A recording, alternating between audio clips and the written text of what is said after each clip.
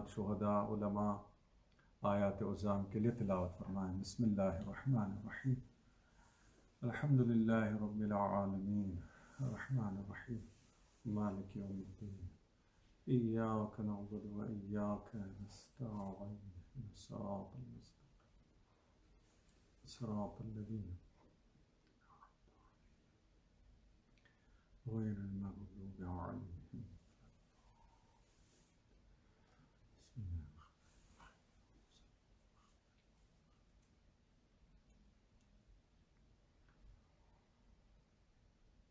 بسم اللہ الرحمن الرحیم۔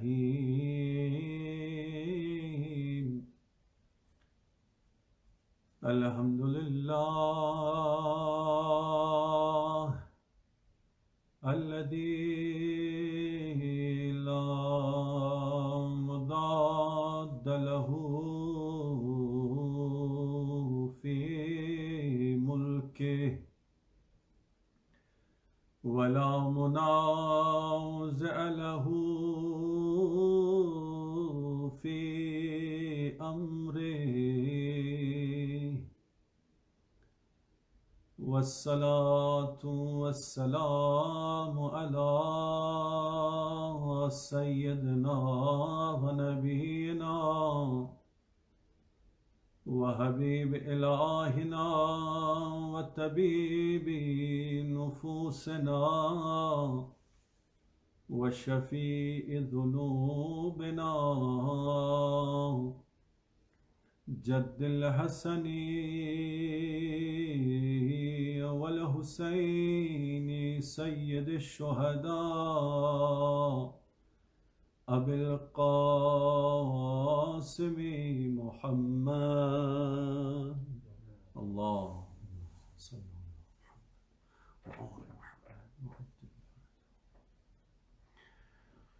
وعلى آله الطيبين الطاهرين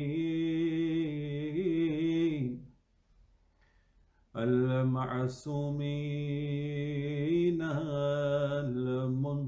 المنتجبين المظلومين الذين أذهب الله عنهم الرجس وطهرهم تطهيرا اللهم صل على محمد وعلى آله الطيبين الطاهرين لا سيما الإمام الثاني عشر المهدي المنتظر أرواحنا وأرواح العالمين لمقدمه الفداء ولعنة الله على أعدائهم أجمعين۔ صلوات محمد وآل محمد اللهم صل على محمد وآل محمد وعجل فرجهم۔ أما بعد، فقد قال الله سبحانه وتعالى في كتابه الكريم: بسم الله الرحمن الرحيم قل إنما أنا بشر مثلكم يوحى إلي أنما إلهكم إله واحد فمن كان يرجو لقاء ربه فليعمل عملا صالحا ولا يشرك بعبادة ربه أحدا۔ صلوات صلى على محمد۔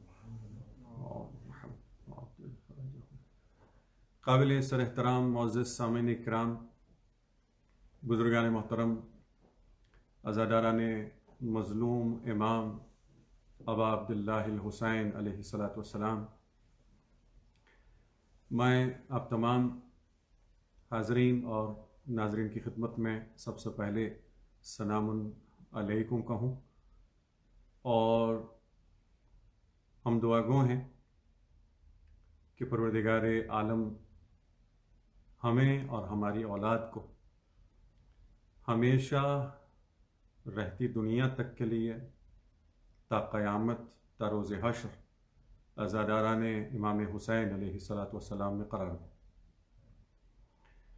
اور شکر کا مقام ہے کہ اس سال پھر ہمیں محرم کے ایام نصیب ہوئے، عزاداری کی راتیں نصیب ہوئیں، ہم نے محرم کے چاند کو دیکھا، ہم نے ہلال محرم کو دیکھا۔ آج ہماری گنہگار آنکھیں اس چاند کو دیکھ رہی ہیں، لیکن کبھی اسی محرم کے چاند پر فاطمہ زہرا سلام اللہ علیہا کی نظر پڑی تھی۔ مدینے میں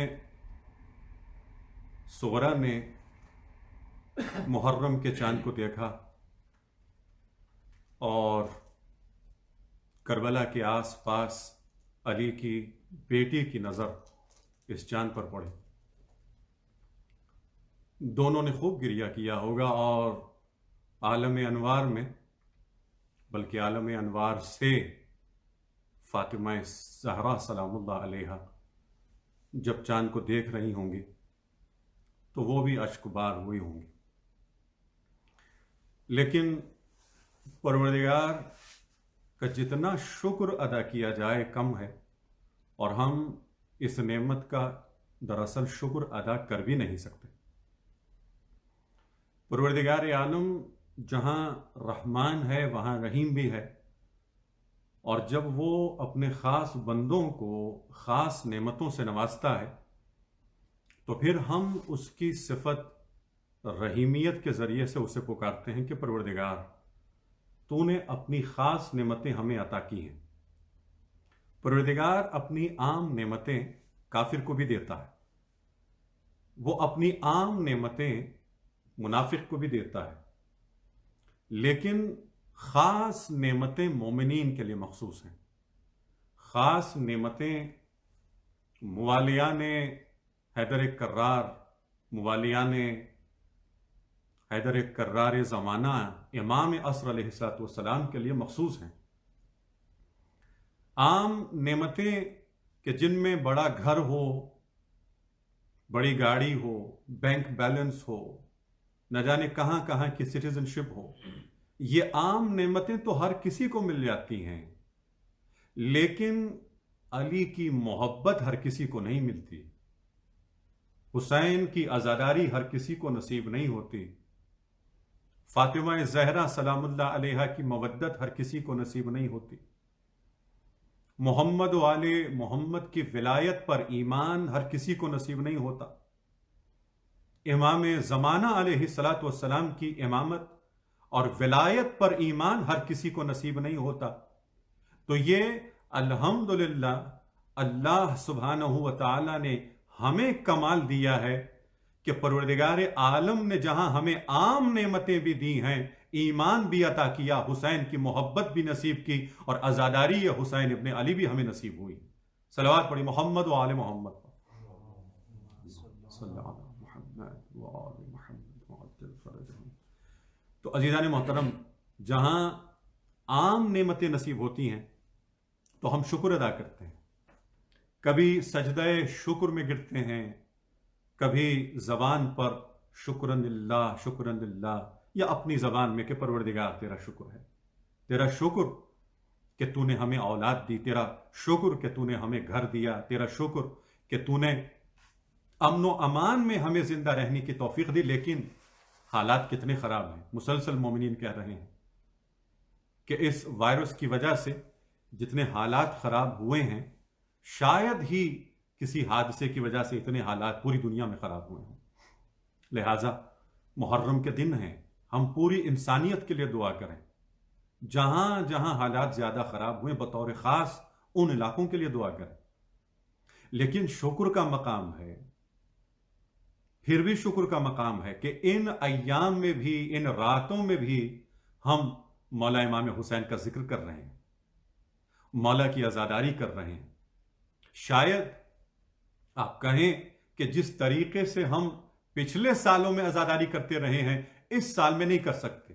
آپ کی بات بالکل ٹھیک ہے، لیکن مولا کا یہ کرم اپنی جگہ پر کتنا بلند ہے اور کتنا وسیع ہے کہ اب اگر ہم امام بارگاہوں میں نہیں جا سکے، اب ہر گھر امام بارگاہ بن گیا ہے، ہر گھر مسجد بن گیا، ہر گھر حسینیہ بن گیا ہے. نہیں، بلکہ ایک قدم اور آگے بڑھوں. اب یہ میرا جملہ نہیں ہے عزیزان محترم، جو جملہ میں پیش کرنے جا رہا ہوں یہ حضرت آیت اللہ العظمی محمد تقی بہجت رضوان اللہ علیہ کا جملہ ہے. وہ یہ کہتے ہیں اور دوسرے علماء نے بھی یہی کہا ہے. اور جب وہ کوئی جملہ کہتے ہیں تو وہ اپنی طرف سے نہیں کہتے، وہ یا قرآن سے استفادہ کرتے ہیں یا احادیث سے استفادہ کر کے ہمیں بتلاتے ہیں. اور وہ جملہ کیا ہے؟ کہ محرم کے ایام میں جب تم کسی کے گھر پہ مجلس کے لیے جاؤ، جب تم امام بارگاہ جاؤ، جب تم مسجد یا حسینیہ جاؤ، تو یہ نہ کہو کہ میں فلاں صاحب کے گھر مجلس کے لیے جا رہا ہوں، میں بارگاہ جا رہا ہوں، بلکہ یہ کہو کہ میں کربلا جا رہا ہوں. میں کربلا جا رہا ہوں. کیوں؟ حضرت آیت اللہ بہجت کہتے ہیں کہ وہ مکان، وہ گھر جس میں حسین کا ذکر ہو، حسین کی مجلس ہو، پھر وہ گھر عام گھر نہیں رہتا، حسین کا حرم بن جاتا ہے، حسین کا حرم بن جاتا ہے. اب دیکھیے، یہ آپ کے مزاج پہ ہے، آپ کی طبیعت پہ ہے، آپ کے عشق پہ ہے. جہاں جہاں مومنین مومنات اس وقت اس مجلس کو سن رہے ہیں، علماء کی مجالس کو سن رہے ہیں، اسی وقت آپ ذرا تصور کریں آپ کربلا میں ہیں، آپ مولا کے حرم میں ہیں. ذرا اپنے تصورات کو کربلا کی طرف لے کر چلیں. اب آپ کے مزاج پر ہے، آپ کے عشق پر ہے کہ آپ کہاں بیٹھنا پسند کریں گے. بین الحرمین میں بیٹھنا پسند کریں گے، مولا عباس کے حرم میں بیٹھنا پسند کریں گے، یا زری ہے حسین ابن علی کے سامنے بیٹھنا پسند کریں گے. اب آپ بیٹھے ہیں، ہم سب بیٹھے ہیں اس وقت مولا کی زری کے سامنے. امام زمانہ کو بھی بلاتے ہیں، مولا آپ کے دادا کی مجلس ہو رہی ہے، آپ بھی شریک ہو جائیں ہمارے ساتھ، آپ بھی ہم پر کرم کریں. عزیزان محترم، میں آج کی مجلس کو مقدمے کے طور پر آپ کے سامنے پیش کر رہا ہوں. یہ مقدمہ ایک تمہید ہے تاکہ انشاءاللہ ہم کل کی مجلس کے ذریعے سے اپنے موضوع پر گفتگو شروع کر سکیں. میں آج صرف موضوع کے بارے میں مختصراً آپ کو بتلا دوں اور پھر انشاءاللہ ہماری پوری مجلس تمہیدی اور مقدمے کی مجلس ہوگی. انشاءاللہ ہم یہ کوشش کریں گے کہ کربلا یا عاشورہ کے تناظر میں توحید اور ولایت پر گفتگو کریں. یہ ہمارا عنوان گفتگو ہوگا، یہ ہمارا محور ہوگا کہ ہم دیکھیں گے کہ کربلا میں توحید کس مقام پر ہے، ولایت کس مقام پر ہے، اور ہماری زندگی میں توحید کس مقام پر ہے. لیکن عزیزان محترم، جب ہم توحید کہتے ہیں تو توحید کے معنی صرف یہ نہیں ہے کہ ہم کہیں کہ ہمارا ایمان اللہ پر ہے، ہم کہیں لا الہ الا اللہ، اللہ کے سوا کوئی معبود نہیں ہے. نہیں، یہ توحید کی پہلی منزل ہے، یہ توحید کا سب سے مختصر مقدمہ ہے، یہ چھوٹا مقدمہ ہے جس سے ہمیں بہت آگے بڑھنا ہے.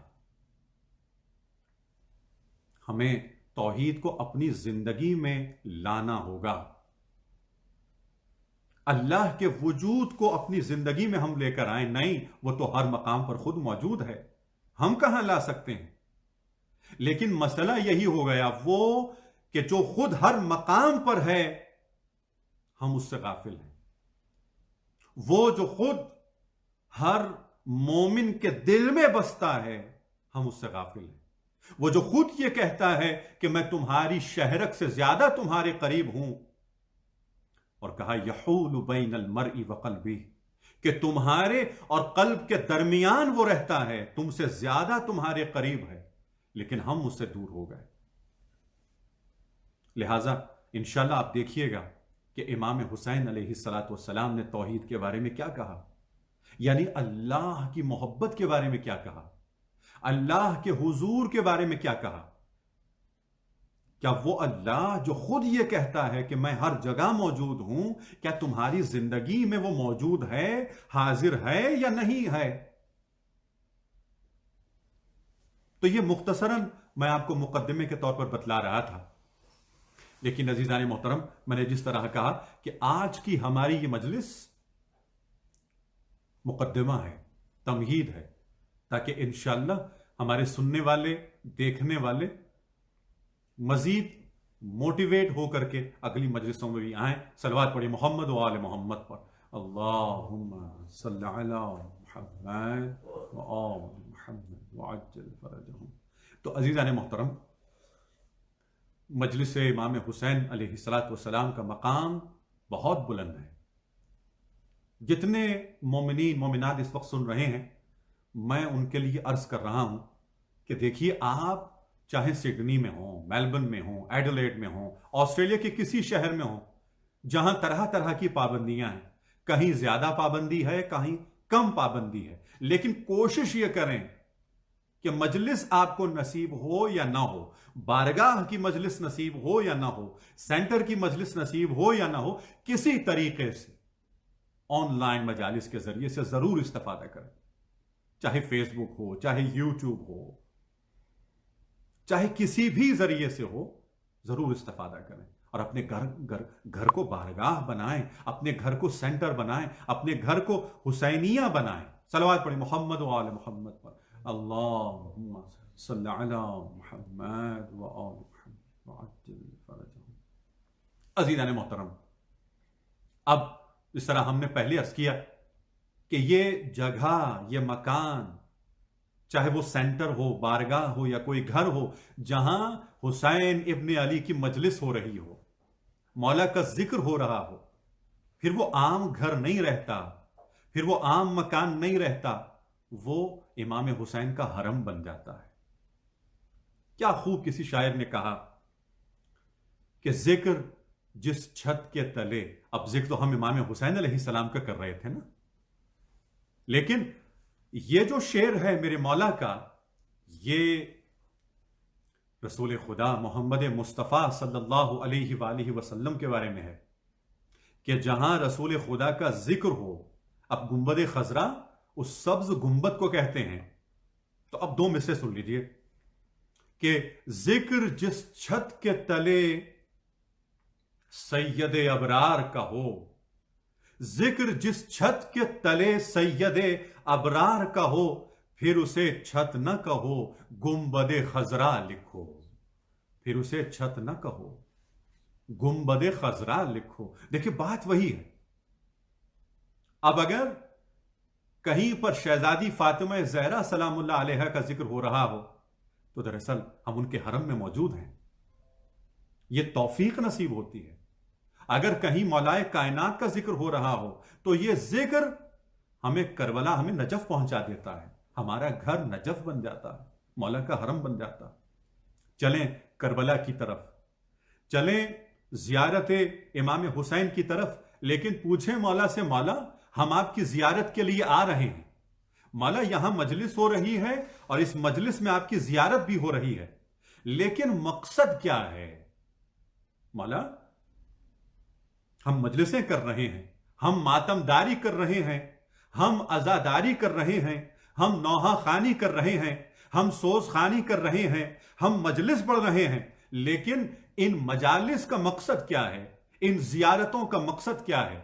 ان عزاداریوں کا ہدف کیا ہے؟ تو دیکھیے عزیزان محترم، اب جو میں پیش کر رہا ہوں یہ احادیث محمد و آل محمد علیہ السلام کا خلاصہ ہے جو میں پیش کرنے جا رہا ہوں۔ تو دیکھیے مقصد کوئی بھی ہو سکتا ہے، کوئی کہے گا رضائے خدا ہے، اس میں کوئی شک نہیں ہے۔ ہم فاطمہ زہرا سلام اللہ علیہا کو خوش کرنا چاہتے ہیں، ان کو راضی کرنا چاہتے ہیں، اس میں کوئی شک نہیں ہے۔ کوئی یہ چاہتا ہے کہ امام حسین کے غم میں شریک ہو تو امام زمانہ کے غم میں شریک ہو جائے، اس میں کوئی شک نہیں ہے۔ لیکن یہ بات جو میں کرنے جا رہا ہوں یہ ہمارے ذہن میں محفوظ ہو جائے کہ دیکھیے ان میں کوئی کانٹرڈکشن نہیں ہے، رضائے خدا بھی ہو، رضائے فاطمہ زہرا بھی ہو، رضائے امام زمانہ بھی ہو، لیکن یہ سب کس لیے ہو؟ یہ اس لیے ہے، دیکھیے جو جملہ گزارش کرنے جا رہا ہوں اسے آپ ضائع مت کیجیے گا۔ مجالس کا مقصد، عزاداریوں کا مقصد، ماتم داریوں کا مقصد، کربلا کی زیارت کا مقصد، نجف کی زیارت کا مقصد ہاں رضائے خدا کے لیے ہے، لیکن یہ تجدید بیعت ہے آج کے علی ابن ابی طالب کے ہاتھ پر۔ دیکھیے میں نے بیعت کا لفظ استعمال نہیں کیا، میں نے عہد کا لفظ استعمال نہیں کیا، میں نے وعدہ قول و قرار کا لفظ استعمال نہیں کیا، بلکہ میں نے کہا تجدید بیعت کرتے ہیں۔ ہم بیعت نہیں کرتے، تجدید بیعت کرتے ہیں۔ بیعت آ کر وہ کرے جس نے پہلے بیعت نہ کی ہو، وعدہ آ کر وہ کرے جس نے پہلے وعدہ نہ کیا ہو، عہد آ کر وہ کرے جس نے پہلے عہد نہ کیا ہو۔ ہم تو پہلے بیعت کر چکے ہیں، ہم تو پہلے وعدہ کر چکے ہیں۔ اب شاید بچے پریشان ہو جائیں، قبلہ ہم نے کب وعدہ کیا، ہم نے کب بیعت کی؟ تو دیکھیے میں اس دنیا کی بات نہیں کر رہا، میں عالم زر کی بات کر رہا ہوں۔ قرآن کریم نے آیتیں پیش کی، احادیث ہیں، اور ایک نہیں، دو نہیں، 10 50 نہیں، بہار الانوار میں موجود 170 احادیث ہیں کہ ہم شیعیان اہل بیت علیہم السلام، علی کے ماننے والے، علی کے چاہنے والے عالم زر میں آلریڈی بیعت کر چکے ہیں۔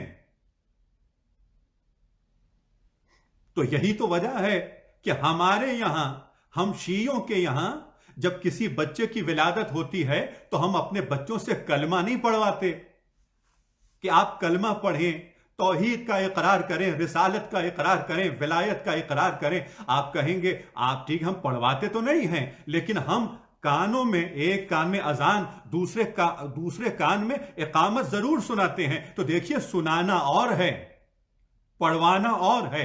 سنا کر کے ہم ان سے تجدید بیعت کرواتے ہیں کہ یاد رکھو اشہد ان لا الہ الا اللہ، ہم تمہیں سنا رہے ہیں تو تمہیں یاد رکھنا ہے کہ تمہارا ایمان اللہ کی وحدانیت پر ہے، واشہد ان محمد رسول اللہ، تمہارا ایمان رسول اللہ کی نبوت پر ہے۔ اور ہاں رسالت ہو، توحید ہو، لیکن اگر ولایت نہ ہو تو تمہارا ایمان مکمل نہیں ہوتا۔ فوراً اشہد ان علی ولی اللہ کہہ کر ہم یہ بتلاتے ہیں کہ ٹھیک ہے تمہاری ولادت ہمارے یہاں ہوئی ہے، تم شیعہ ہو تو تمہیں سمجھ لینا چاہیے اور تمہیں یاد رکھ لینا چاہیے کہ تم نے علی کے ہاتھ پر بیعت کی ہے۔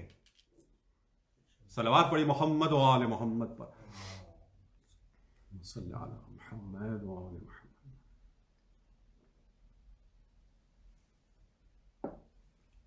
تو عزیزان محترم، ہم تجدید بیعت کرتے ہیں، ہم بیعت نہیں کرتے۔ تجدید کے معنی کیا ہیں؟ کہ ایک مرتبہ بیعت کرنے کے بعد پھر بیعت کی جائے۔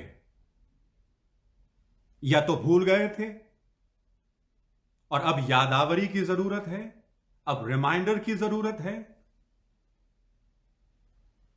اور اسی لیے ہم بچوں کو مسلسل سمجھاتے ہیں مختلف طریقوں سے۔ اچھا، ایک ماں ہے جو لوریوں میں نوحہ سناتی ہے اور پھر نوحوں کے ذریعے سے اپنے بچوں کو کہتی ہے یاد رکھو تم حسین کے عزادار ہو، عزادار رہو گے، تمہاری نسل عزادار حسین ابن علی ہے۔ باپ اپنے بچوں کو منقبت پڑھنا سکھاتا ہے، اپنے بچوں کو اپنے ساتھ لے کر کے کبھی کسی حسینیہ میں، کبھی کسی سینٹر میں، کبھی کسی امام بارگاہ میں سوز خانی سکھائے، کبھی نوحہ خانی سکھائے، کبھی حدیث قصہ پڑھنا سکھائے، کبھی زیارت وارثہ پڑھنا سکھائے۔ کیوں؟ یہ سب یادآوری ہے۔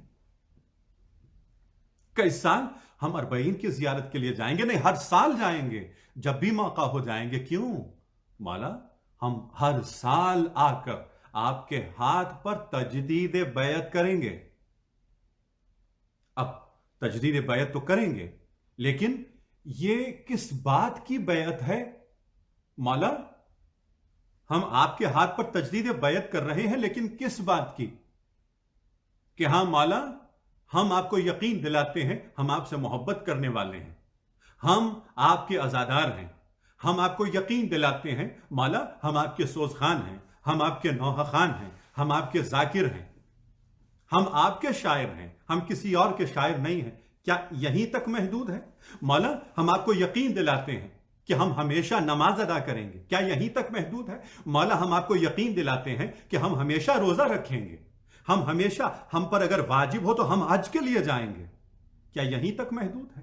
خمس ہو تو خمس بھی واجب ہے، ہم خمس ادا کریں گے، زکوٰۃ اگر واجب ہو تو ہم زکوٰۃ ادا کریں گے، تولا ہو، تبرہ ہو، امر بالمعروف ہو، نہی عن المنکر ہو، لیکن یہاں تک محدود نہیں ہے۔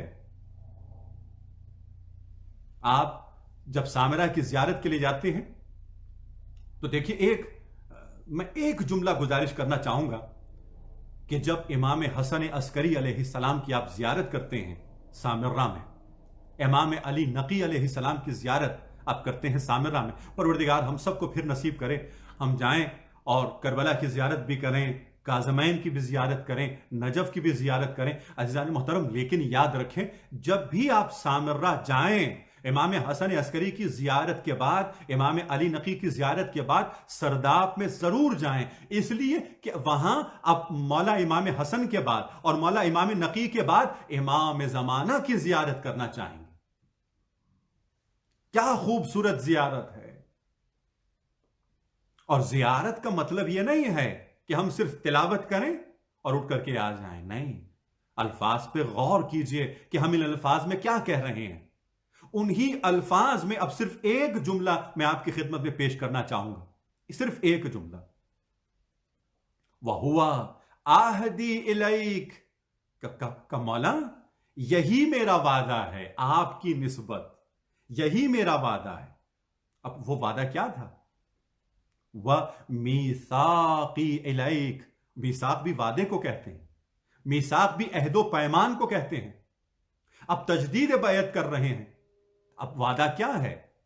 کہ جس طرح پہلے میں نے کہا کہ ہم عزادار رہیں گے، ہم نمازی رہیں گے، ہم روزہ دار رہیں گے، ہم آپ کے حبدار رہیں گے، ہم آپ کے چاہنے والے رہیں گے، لیکن اب دیکھیے ہم کیا جملہ دے رہے ہیں۔ ہم اس زیارت میں جو جملہ کہتے ہیں، زیارت میں موجود ہے، مولا امام زمانہ سے مخاطب ہو کر کہتے ہیں کہ فَأَبْذُلُ نَفْسِي وَمَالِي وَوُلْدِي وَأَهْلِي، کہ مولا اب صرف نماز کی بات نہیں ہو رہی، نماز بھی واجب ہے، خمس بھی واجب ہے، عزاداری بھی ہوگی، ماتم داری بھی ہوگی، مجالس بھی ہوں گی، لیکن مولا میں یہ عہد کروں گا، میں یہ عہد کر رہا ہوں کہ میری جان آپ پر قربان، میری اولاد آپ پر قربان، میرا مال آپ پر قربان، میرے اہل و عیال سب آپ پر قربان۔ صلوات پڑھی محمد و آل محمد پر۔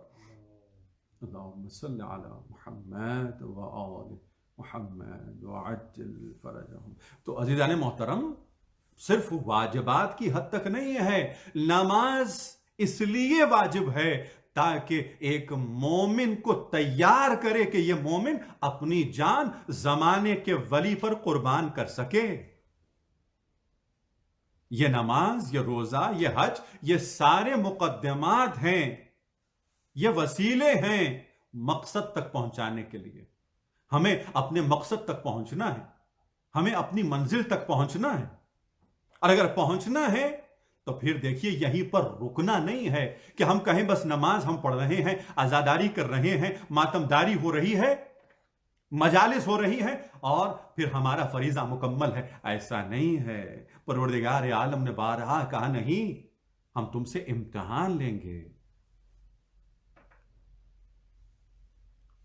مسلسل قرآن کریم میں کئی مقامات پر یہ کہا کہ لوگ یہ سمجھتے ہیں کہ ہم ایمان لے آئے تو بس اتنا ہی کافی ہے، ایسا نہیں ہے عزیزان محترم، بلکہ قرآن نے آواز دی ہم تمہارا امتحان لیں گے، ہم تمہیں آزمائش میں لے کر آئیں گے، ہم تمہیں آزمائیں گے، کبھی مال کے ذریعے سے، کبھی اولاد کے ذریعے سے، کبھی تمہاری جان کو خطرے میں ڈال کر تمہارا امتحان لیں گے۔ صلوات پڑھی محمد و آل محمد۔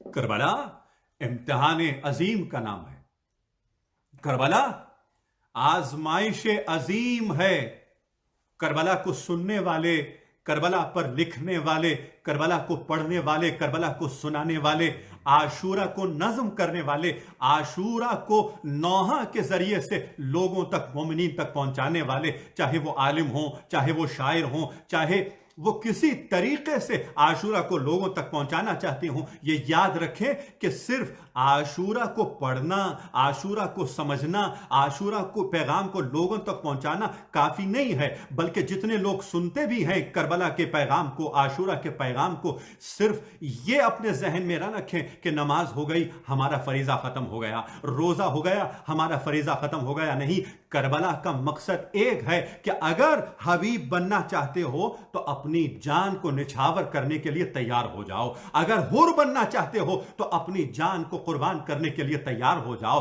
اگر حبیب ابن مظاہر کے ساتھ ساتھ جون بننا چاہتے ہو، مسلم ابن اوسجا بننا چاہتے ہو، مسلم ابن عقیل بننا چاہتے ہو تو تیار ہو جاؤ۔ یہ سب وہ ہیں جو یہ کہتے ہیں کہ ہماری جان بھی حاضر ہے، ہماری اولاد بھی حاضر ہے، مولا ہمارا مال بھی حاضر ہے۔ ایک دفعہ نہیں، شب عاشور کتنی مرتبہ کہا کہ مولا ایک مرتبہ نہیں، 1000 مرتبہ بھی ہمیں اگر پروردگار زندگی دے تو ہم آپ پر قربان کر دیں۔ یہ ہے کربلا کا پیغام۔ کون پہنچ سکتا ہے اس مقصد تک؟ صلوات پڑھی محمد و آل محمد، صلی اللہ علیہ محمد و آل محمد وعجل فرجہ۔ عزیزان محترم، یہ ہے تجدید بیعت۔ اچھا، کیا ایسا ہے کہ بیعت ٹوٹ جائے تو پھر ہم بیعت کریں؟ کبھی تو یہ بھی ہوتا ہے کہ کسی نے کسی کو تسلیم کیا، اب تسلیم کرنے کے بعد بیعت کو توڑ دیا، اب پھر کہتے ہیں ہم اس بادشاہ کی خدمت میں حاضر ہوں گے اور تجدید بیعت کریں گے۔ تو اس مقام پر بھی تجدید بیعت ہے کہ بیعت سے نکل گئے اور پھر بیعت کی۔ تو کیا ہمارے ساتھ بھی یہی ہوتا ہے؟ کبھی یادآوری ہے تجدید بیعت، کبھی ہم بیعت کو توڑ دیتے ہیں۔ کس طرح توڑتے ہیں؟ جب ہم آج کے علی کی مخالفت کرتے ہیں، جب ہم آج کے حسین کی مخالفت کرتے ہیں تو ہم اپنی بیعت کو توڑ دیتے ہیں، ہم اپنے وعدے کو توڑ دیتے ہیں۔ اسی لیے تو تجدید بیعت کی ضرورت ہوتی ہے۔ مخالفت کس طریقے سے ہوتی ہے؟ گناہ کرتے ہیں تو بیعت ٹوٹ جاتی ہے، گناہ کرتے ہیں تو وعدہ ٹوٹ جاتا ہے۔ کبھی کسی مومن کا دل دکھا دیا، کبھی کسی مومن کی توہین کی، کبھی کسی مومن کی غیبت کی، کبھی کسی مومن پر تہمتیں لگا دی، تو کیا ہوگا؟ ہر مرتبہ انسان جب کوئی گناہ کرتا ہے تو پھر وہ اپنا وعدہ توڑ دیتا ہے، امام زمانہ سے وعدہ توڑ دیتا ہے۔ ورنہ اگر ہم نے بیعت کی تو مطلب کیا تھا کہ مولا جو آپ نے کہا ہے ہم اس پہ عمل کرنے والے ہیں، یہی تو تسلیم ہے۔ اگر ہم تسلیم ہیں تو اس کا مطلب یہ ہے کہ ہم اپنی بیعت پر قائم ہیں، لیکن جب بھی کوئی گناہ کریں وہ بیعت ٹوٹ جاتی ہے، وہ وعدہ ٹوٹ جاتا ہے، پھر تجدید بیعت کی ضرورت ہوتی ہے۔ مولا تو پھر کیا کریں؟ ہم بھی گنہگار ہیں، ہم نے مخالفتیں کی ہیں، ہم نے مومنین کا دل دکھایا ہے، کیا کیا جائے؟ اب کون کہہ رہا ہے؟ امیر المومنین امام المتقین علی مرتضیٰ علیہ الصلوۃ والسلام فرما رہے ہیں کہ دیکھو اگر تم نے گناہ کیے ہیں کوئی بات نہیں، تم نے بیعت توڑ دی ہے مسئلہ نہیں ہے، اسی لیے تجدید بیعت ہے۔ تو کیا کریں مولا؟ کہتے ہیں کہ اگر گناہ کر لیا تم نے، آؤ واپس استغفار کرو اللہ کی بارگاہ میں۔ اور کیا ہی خوبصورت دن ہے جہاں ہر طرف سے اللہ کی رحمتیں برس رہی ہیں، برکتیں برس رہی ہیں۔ وہ کیوں؟ خون حسین ابن علی کے صدقے میں یہ استغفار کی راتیں ہیں، یہ توبہ کی راتیں ہیں۔ مولا امام علی علیہ السلام فرما رہے ہیں استغفار کرو، توبہ کرو، بیعت توڑ چکے ہو، آؤ پھر سے اللہ سبحانہ و تعالیٰ کی طرف استغفار کرو، تمہارے گناہ معاف ہو جائیں، توبہ کرو، اللہ کی طرف پلٹ آؤ تو تم پاک ہو جاؤ، آؤ پھر بیعت کی طرف۔ لیکن جب تم استغفار کر لو، جب تم بخشش طلب کر لو، جب تم توبہ کر لو تو اب تم اس لائق ہو گئے ہو کہ آج کے علی مہدی زہرا کے ہاتھ پہ پھر سے بیعت کر سکو، اس وقت لائق ہو۔ اب کوئی گناہ پہ گناہ کر رہا ہے اور یہ کہے کہ میں پھر سے تجدید بیعت کرنا چاہتا ہوں. کوئی مسلسل جھوٹ پہ جھوٹ بول رہا ہے, کوئی مسلسل غیبت پہ غیبت کر رہا ہے, مسلسل تہمتوں پہ تہمتیں لگا رہا ہے, مومنین کی توہین کر رہا ہے, پھر بھی آ کر کہتا ہے مولا میں آپ کا عزادار, مولا میں اللہ کی عبادت کرنے والا ہوں, میں نمازی ہوں, میں روزہ رکھنے والا ہوں, میں عبادت کرنے والا ہوں. نہیں, مولا کہتے ہیں نہیں, پہلے استغفار کرو, پہلے بخشش طلب کرو. کس سے؟ صرف اللہ سے نہیں, جس مومن کی تم نے توہین کی ہے اس سے جا کر بخشش مانگو. جس نے تم پر جس پر تم نے تہمتیں لگائی ہیں, جاؤ اس کے پاس, اس سے معافی مانگو, اور پھر آؤ اللہ کی بارگاہ میں بخشش طلب کرو, اور پھر تم اس لائق ہو جاؤ گے کہ پھر ہمارے ہاتھ پر بیعت کر لو. صلوات پڑھی محمد و آل محمد پر.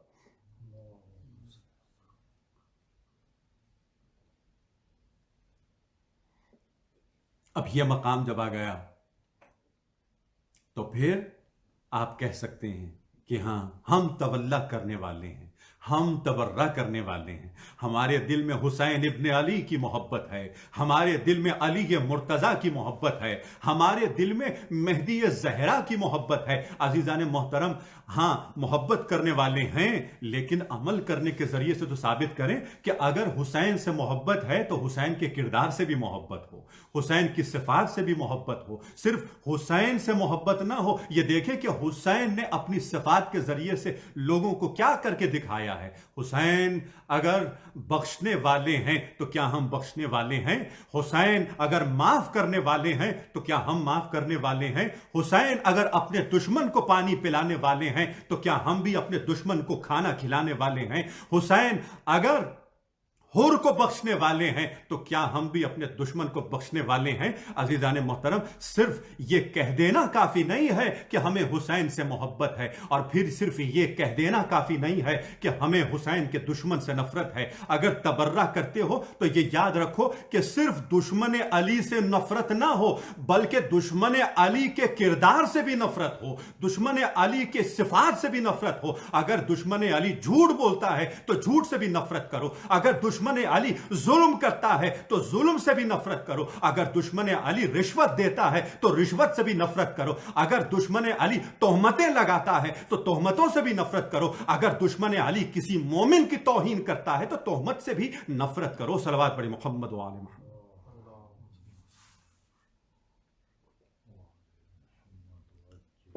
تو دیکھیے یہ ہے مرحلہ تولا اور تبرہ کا.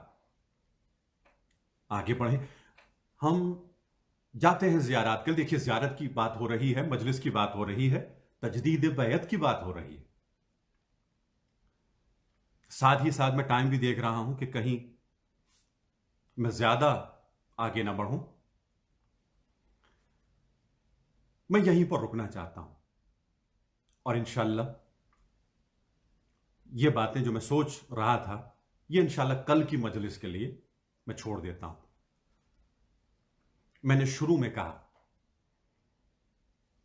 کہ اب جہاں جہاں اپنے اپنے گھروں میں, حسینیہ میں, سینٹر میں, اس وقت امام حسن سینٹر میں جتنے مومنین مومنات ہیں, آپ اس وقت کربلا میں ہیں, آپ اس وقت مولا حسین کے حرم میں ہیں. کاش ہمیں پھر نصیب ہو. کتنے مومنین مومنات کے دل دکھ رہے ہوں گے کہ اس سال اربعین کی زیارت نصیب نہیں ہوگی. کتنے لوگ عاشورہ کو جانا چاہتے تھے مگر اس سال جا نہیں پائے.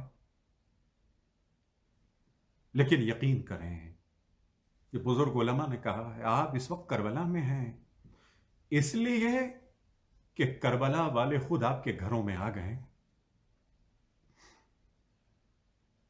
اس وقت آپ کے گھر میں حسین کی ماں فاطمہ زہرا آ گئی ہوں گی.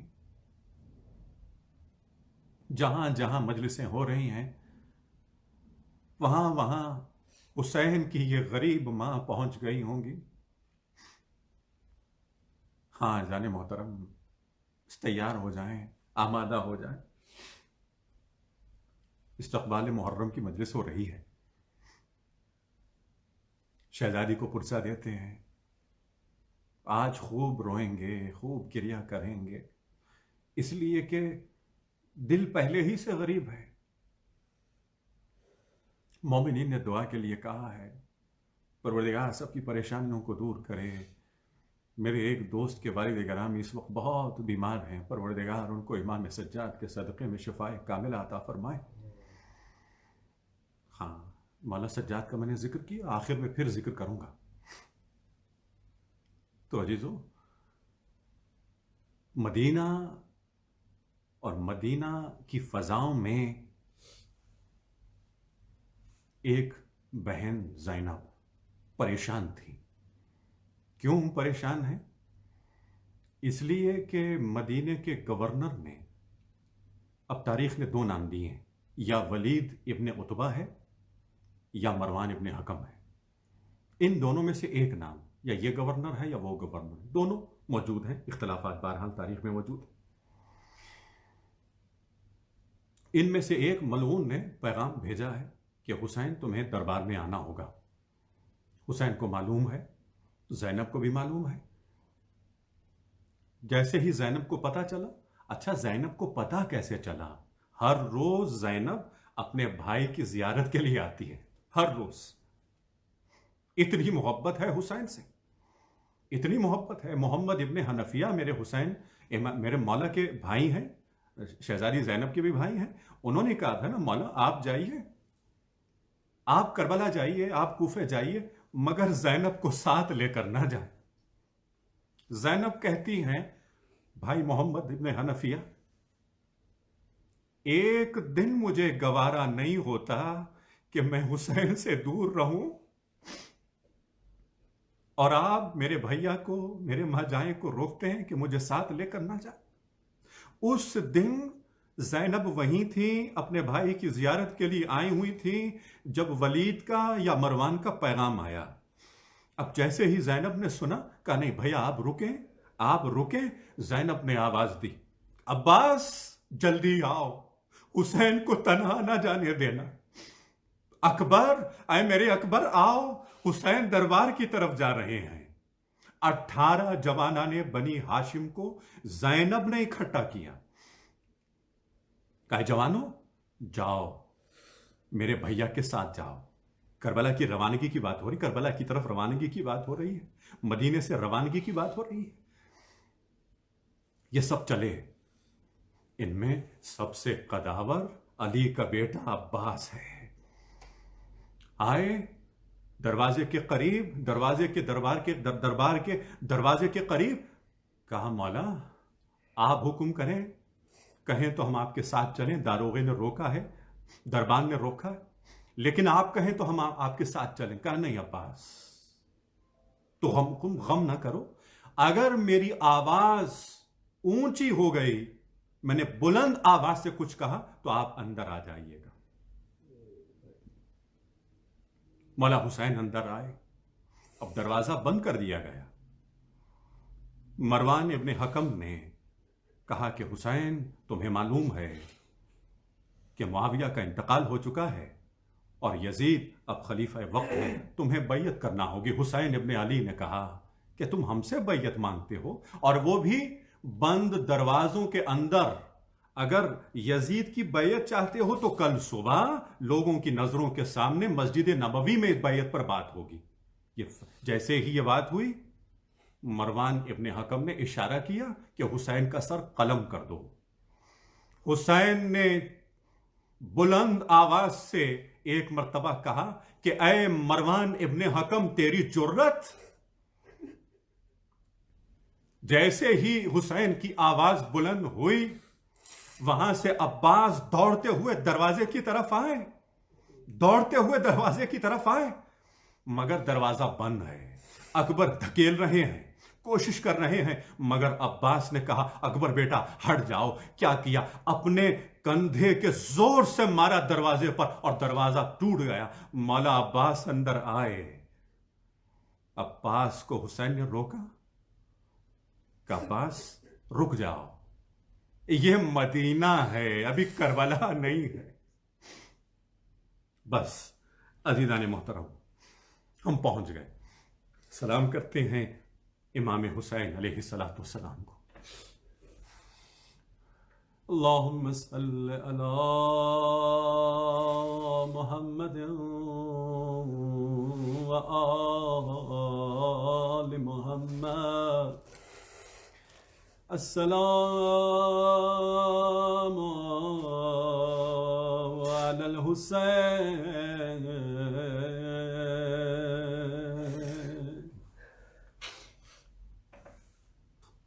محرم شروع ہو گیا ہے عزادارو. آپ کو کس بات کا انتظار ہے؟ زہرا رو رہی ہیں، زینب رو رہی ہے، سکینہ رو رہی ہے. السلام علی الاتشاء.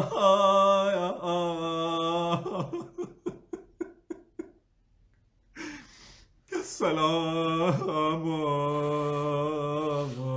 علی الغریب.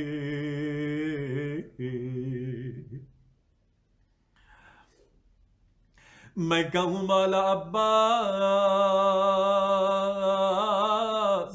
آپ کو حسین کی تنہائی برداشت نہ ہوئے. یہ مدینہ ہے، آپ سب موجود ہے، مگر ہائے کربلا ہمیں عاشوراء کا دل. غریب زہرا آواز دیں گے، حل من ناصر ینصرنا، حل من مغیث یغیثنا. آواز دیں گے عباس کہاں ہو، اے علی اکبر کہاں ہو. مگر تاریخ لکھنے والے لکھتے ہیں فرات کے کنارے ایک لاشا اس وقت تڑپتا رہا. گویا عباس آواز دے رہے ہیں، اے مولا اجازت دے میں اب بھی اٹھ کر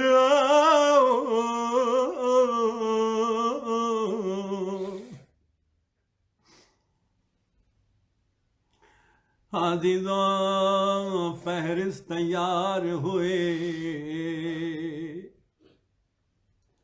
ایک ایک جانے والے کا نام اس فہرست میں لکھا ہوا ہے. مولا عباس کے ہاتھ میں قلم ہے، مولا حسین کہتے جاتے ہیں، مولا عباس لکھتے جاتے ہیں. فہرست مکمل ہو گئے. کبھی کہاں علی اکبر تمہیں مبارک ہو، تمہارا نام بھی یہاں پر ہے. اے قاسم تمہیں بھی مبارک ہو، اونو محمد تمہیں مبارک ہو. مگر عزیزو ایک مرتبہ مولا عباس اٹھے، آئے فاطمہ صغرا کے پاس. کہا بی بی یہ جو آپ کی گود میں 6 ماہا علی اصغر ہے، علی اصغر کا نام بھی اس فہرست میں شامل ہے.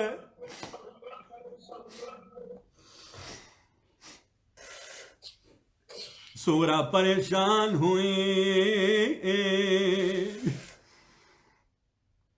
سارے لوگ پریشان ہوئے. صغرا بچے کو دینا چاہتی ہیں مگر اصغر کسی کی گود میں نہیں جاتے. ایک ایک بیوی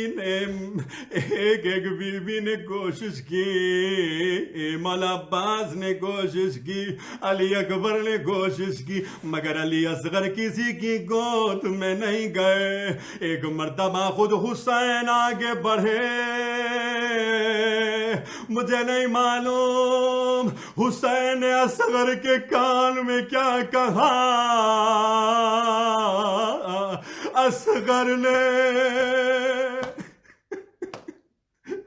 اپنی بہن صغرا کی گود کو چھوڑ دیا اور ہمک کر بابا کی گود میں آئے.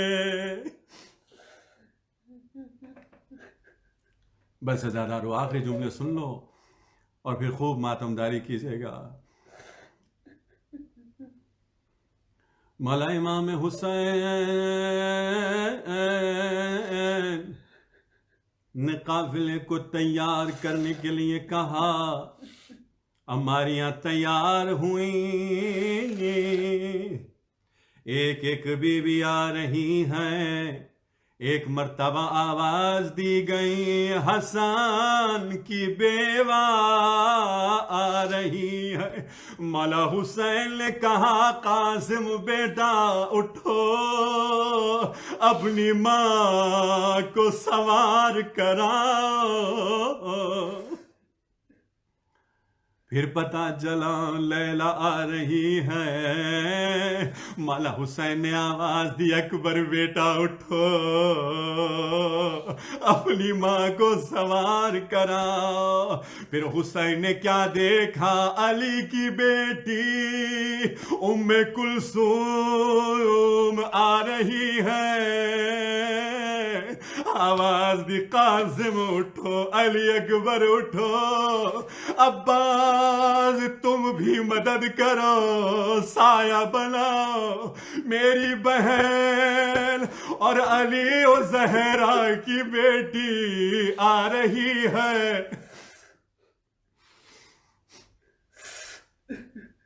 مگر ایک مرتبہ لوگوں نے کیا دیکھا؟ علی کی شیر دل بیٹی زینب گھر سے نکلی، قافلے کی طرف آئی. حسین جو اب تک آواز دیتے تھے عباس اٹھو، قاسم اٹھو، علی اکبر اٹھو، اب آواز نہیں دی. حسین خود اٹھے، زینب میری بہن آؤ، آؤ میری بہن، آؤ میری ہمشیرہ. یہ زینب کا مقام ہے. مولا حسین خود استقبال کے لیے اٹھ رہے ہیں. ایک مرتبہ علی اکبر آئے. زینب نے کہا علی اکبر تم مجھے سوار نہ کرا بیٹا. قاسم آئے، قاسم کو روکا. عباس آئے، بہن مجھے حکم کرے کا نہیں عباس. مولا حسین خود آگے بڑھے، بہن مجھے اجازت دو میں تمہیں سوار کراؤں. زینب نے کہا بھیا مجھے اجازت دے، میں کسی اور سے کہوں. کہاں بہن کون آئے آپ کو سوار کرایا؟ زیادہ رو سنیں کیا جملہ. ایک مرتبہ زینب نے آواز دی میرے بھیا حسین مجھے کربلا کا بیمار سجاد آئے اور سوار کرائے. وہی سوار کرائے جو 11 محرم کو بیڑیوں میں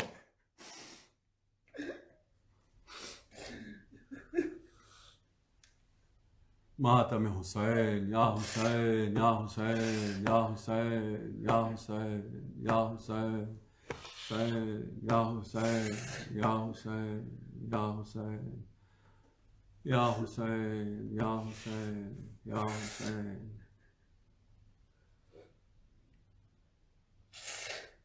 ألا لعنة الله على القوم الظالمين وسيعلم الذين ظلموا أي منقلب.